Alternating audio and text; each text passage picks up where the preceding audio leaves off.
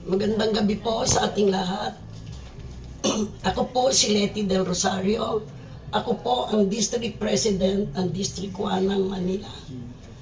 Napag-alaman ko po na itong si Gary Capulong ay maraming taong niloloko.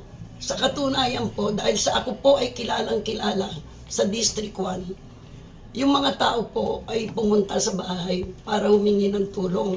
Dahil ito pong mga taong to ay pinangakuan niya po, itong mga taong to ay nagbigay ng 600,000 si Attorney Lopez para ipamahagi sa 200 katao na 53K. Yung 3K na yon, yung 500 mapupunta kala Gary Capulong at ang 2.5 mapupunta doon sa mga taong kinuha nila. Pero ang nangyari po, pinapila sila simula umaga, inaabot ng gabi, wala pong dumating na pera. Ngayon po, nagreklamo itong mga tao to sa akin, dumulog po sila sa akin dahil alam nila na malapit po ako kay Mayor Alex Lopez at saka sa mga Lopezes. Kaya po ako tumingi ng tulong dito dahil ako po ay isang miyembro din ng Partido Federal ng Pilipinas. Humingi po ako dito kay Super Mara ng tulong na tulungan ako para mapagsabihan yung mga tao kasi lumalala na eh. Marami na siyang piniperwisyong tao at nalapag-alaman ko nga rin na gano'n din pala ang ginawa dito sa presidente ngayon ng bagong partido federal ng Pilipinas.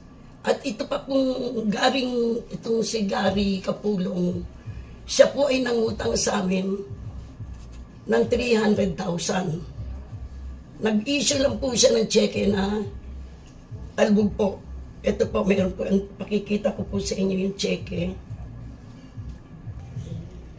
Nangutang po siya sa amin ng 300,000 bilang po na niya sa kanyang business. Ang usapan po doon sa 300,000, 5% lang po ang ibibigay niya monthly na interest at tutubusin niya after 3 months.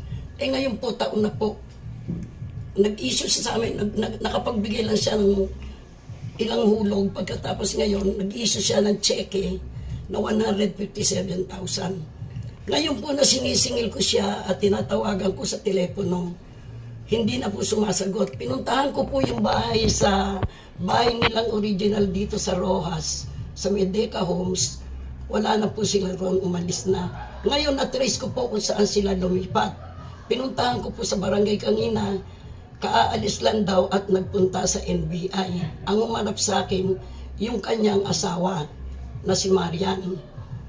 Nagtatago na po sila kahit ang daming reklamo na po sa kanila. Kaya gusto ko maging aware sana yung mga tao dahil ito namamayagpag eh.